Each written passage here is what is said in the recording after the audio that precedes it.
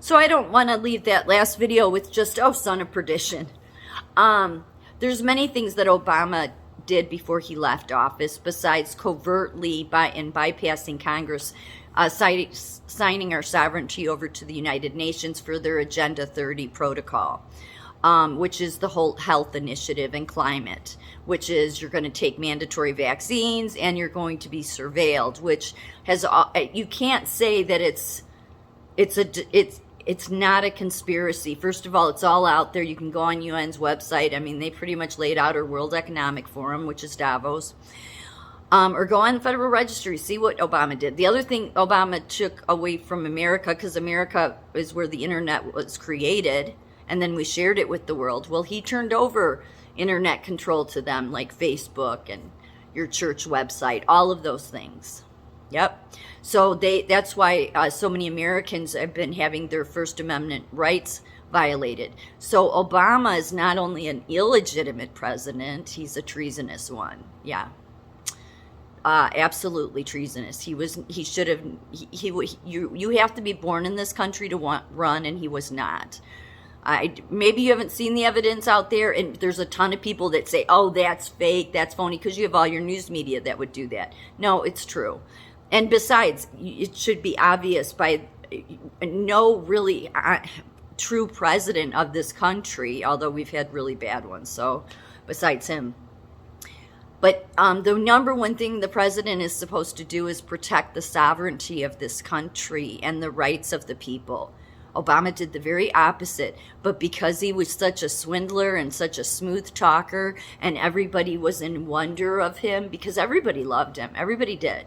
Oh, he's so great.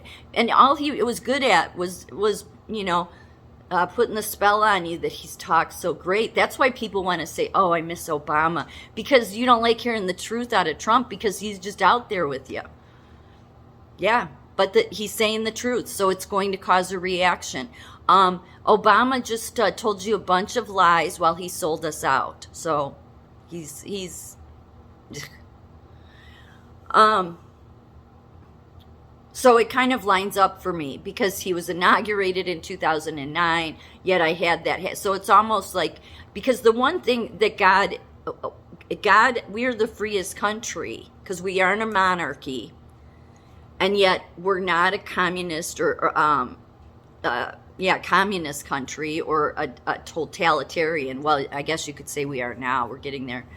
But really, we're the only country in the world that's a constitutional republic. There's many that are a republic monarchy, like Canada, UK, different ones like that, where there's a king over them. But ours, we don't have, we're the one country that doesn't. And our founders did flee England because they wanted to worship Jesus Christ. And so because of that, they made that promise with God, if you just give us a place where we can do this freely. That's what America's about. It wasn't about everybody just being able to come here. I mean, it's become where everybody comes here and worships what they want, and we're a free country.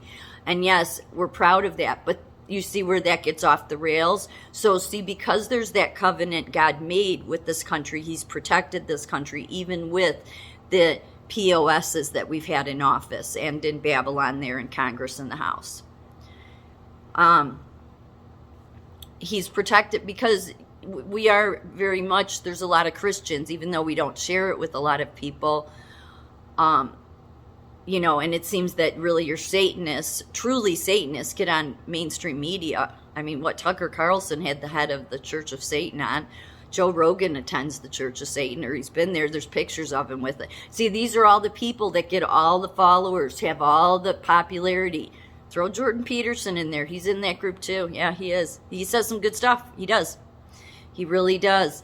All designed to deceive you. Really, it is.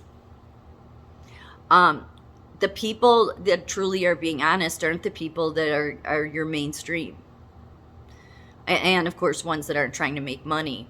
But getting back to the son of perdition. So if we're the one country in the world that is sovereign and has remained sovereign, and then Obama signed us over as a de facto constitution of the UN, falling under their control, and even going as far as Loretta Lynch in 2015. Where was it?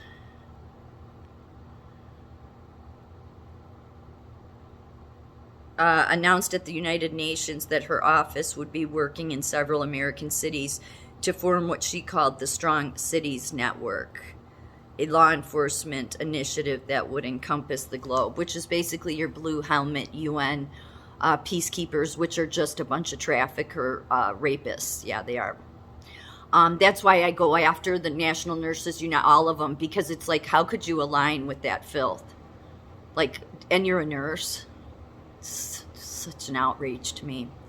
I mean, I've known about the UN since even before 9/11. I mean, any American that at least doesn't just listen to CNN and blindly follow what they say, but actually looks into things. Long before all of this, but I've said before, I used to go after 9/11. I went to the library. I wanted to know all sides of things. So I'm not coming into this game stupid. And I didn't follow an alphabet letter. I didn't. I know a lot of people look at my videos and think I did. And no, I've seen some of the posts, which I honestly have been actually intriguing and helpful at times, but I didn't follow a letter. I don't. That said, it's just been based on the things that I know from learning myself throughout the past over 20 years following politics and seeing how the news doesn't make sense because there's always these loose ends they never tie up, and they're just they're just there to control you. That's what they're there for. So given that we're the only country and God has a promise to protect this country, any leader that would sign us over to the United Nations, yeah, that's when it says in the Bible, God does not want the New World Order. That will trigger what happens in Revelations. It's in the Bible. It's in the Bible. It's in different books of the Bible, but it's in there, and it's about the son of perdition. So,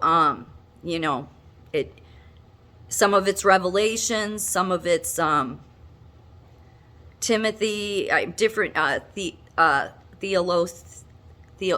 can't say that book. Theologians. But basically just talks about what the perdition means is destruction, the son of destruction. And what Obama did was destructive. Signed over internet capabilities to the United Nations. That's why the destruction of, we don't have freedom of speech, something God wanted us to have. So that would be enough. That's the reason why there's a lot of people that are Christian. And again, I don't follow a religion. I just the Bible. That's it.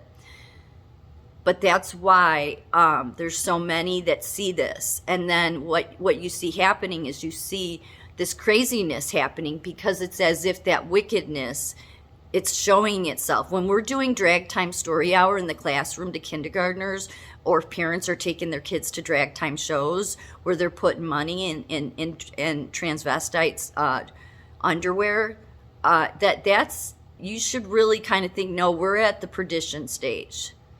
Yeah, because that wickedness knows. Yeah. And so really the stage we're at right now is really the stage where you're going to have to decide if you're going to keep being deceived. And there's so many people that think, oh no, Trump is the one that's deceiving everybody. No, he was hated all through his administration. Yeah, does he have people that support him? Yeah, he had a ton of followers, and he absolutely, there was 80,000 people at his rallies, unlike the 30 people at Joe Biden's.